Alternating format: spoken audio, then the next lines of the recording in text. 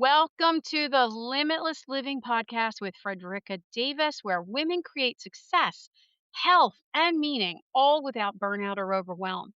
Small shifts, real results, and limitless living.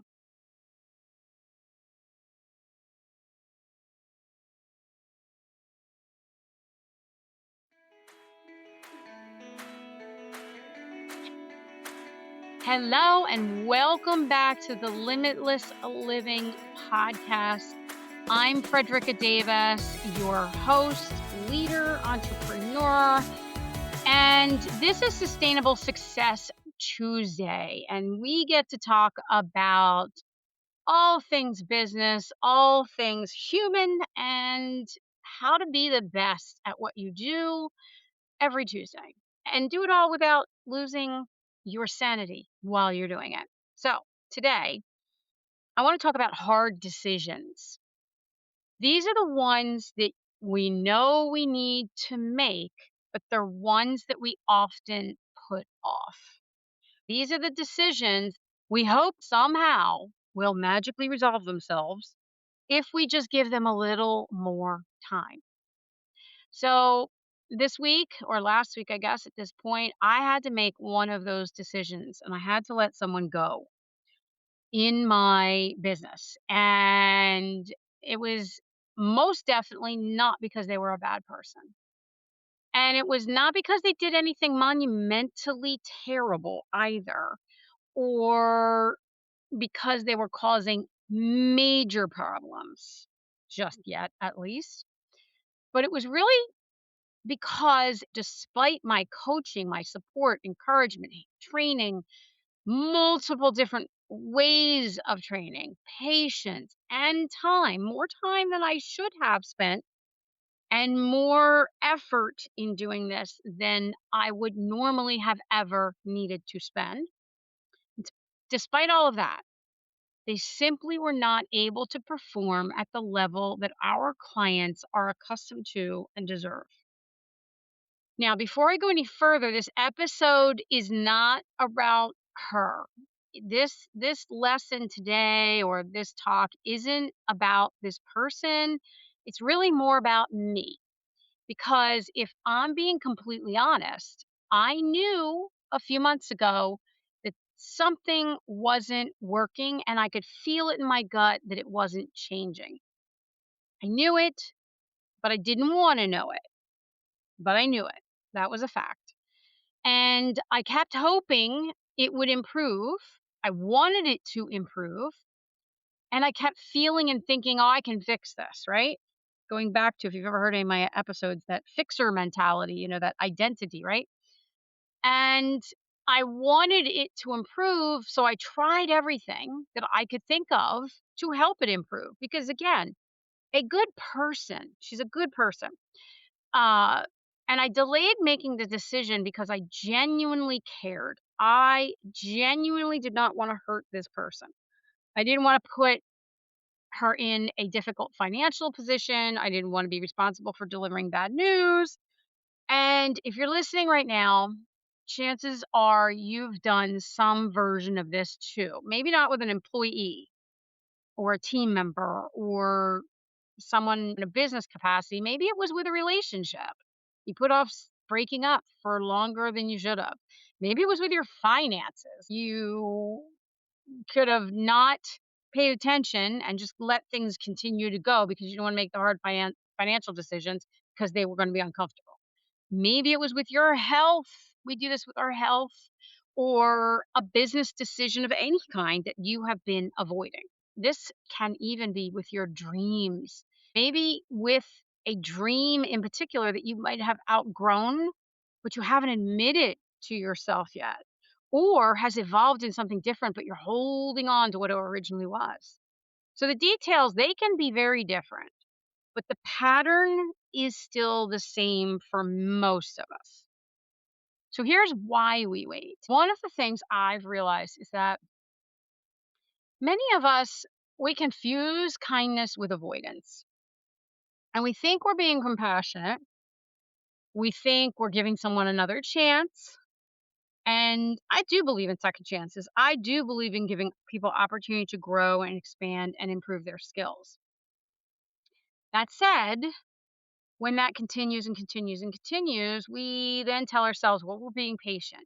And sometimes that is true. But sometimes what we are really doing is avoiding the discomfort. We think more time will maybe create more clarity. Or we think if we just wait another month, have one more conversation, try one more thing, maybe the situation will somehow change. And we mistake hope for strategy. Now, I really think this is something that many women, especially, will struggle with here. Not all, for sure. But we often don't want to hurt people. We don't want to disappoint people. We don't want to be judged and we don't want to be misunderstood. We don't want to become the villain in someone else's story. So then we wait and we wait and we wait. So here's the truth. I've been sitting with this week and just kind of thinking about this on the whole here. Because really, the hardest decisions, they rarely become easier by waiting. And I wanted to share this because if you're in business, you've got to make these hard decisions sometimes. And being able to recognize when you're being compassionate and when you're helping and being supportive and being patient and it's going to lead somewhere, being able to recognize that versus when you have actually done that and now you're just exhausting that and you're bringing in all these other reasons why you can't do the hard thing, that's really limiting in business. It's limiting in life. Okay. And the decision at that point, it becomes even more expensive to you, so to speak, to your emotions. It's more expensive, so to speak, financially often, to your spirit, energetically. It's very expensive to us energetically approaching it this way. And it's often far more complicated than if we had just been timely and done the hard thing when it needed to be done. Okay? If you can relate to any of this, I'd love to hear. Leave me a show comment or, join us in the Limitless Living group and pop a comment in there because I know a lot of women that struggle with this. A lot of the women I work with, coaching and strategizing in their businesses, often struggle with these types of things, making hard decisions.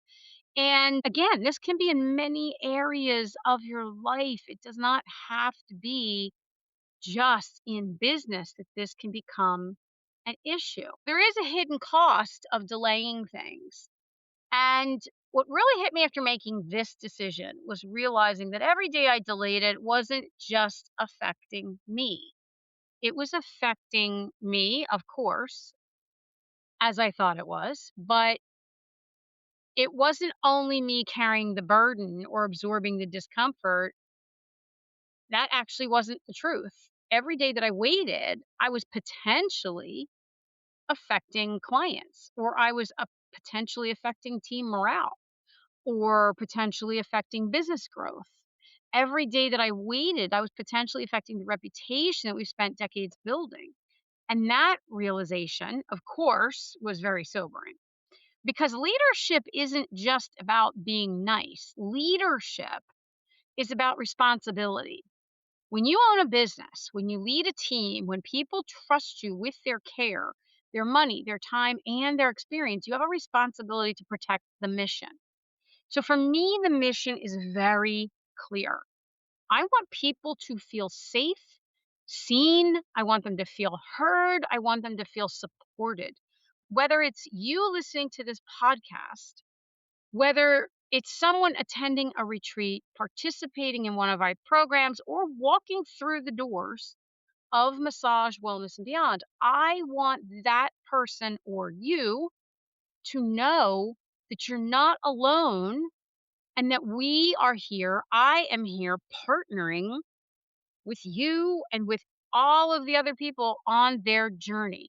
So, whatever that journey looks like, it doesn't matter whether your journey is from, your current state of health to a journey to better health, whether that journey is more confidence, whether it's about less stress, whether it's about finding greater purpose in your life, or a life beyond your survival tendencies, patterns, habits, mode, whether it's a life filled with possibility.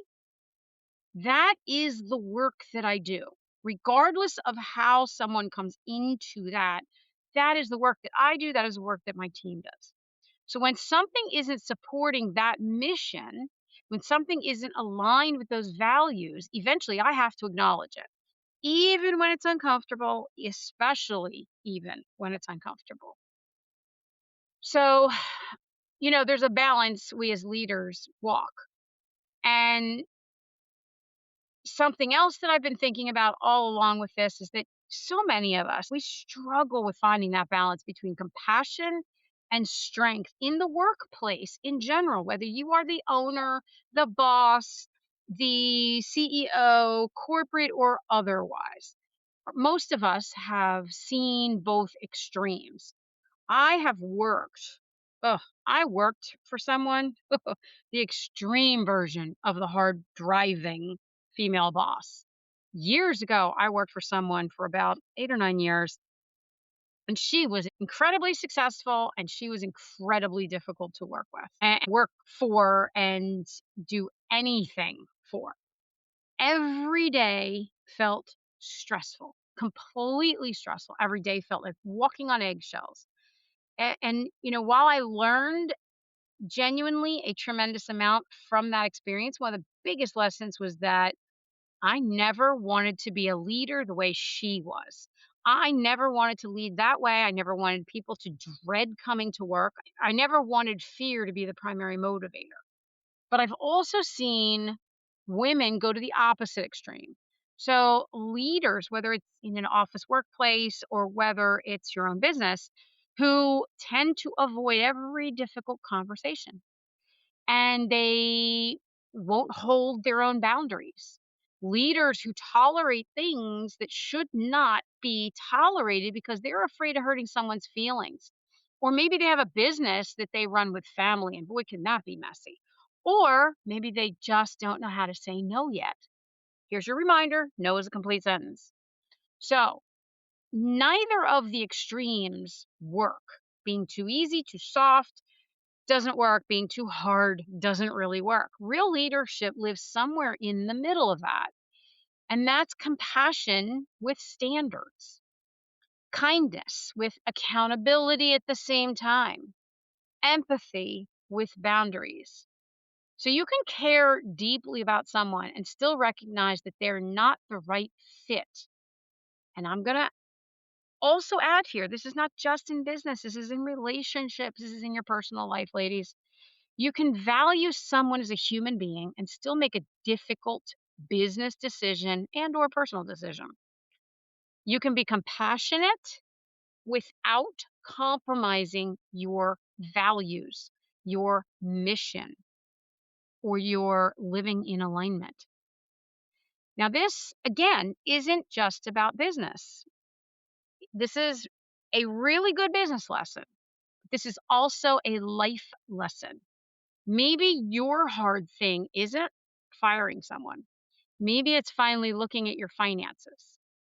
Maybe it's ending a relationship that's no longer healthy. Maybe it's leaving a job that you've outgrown.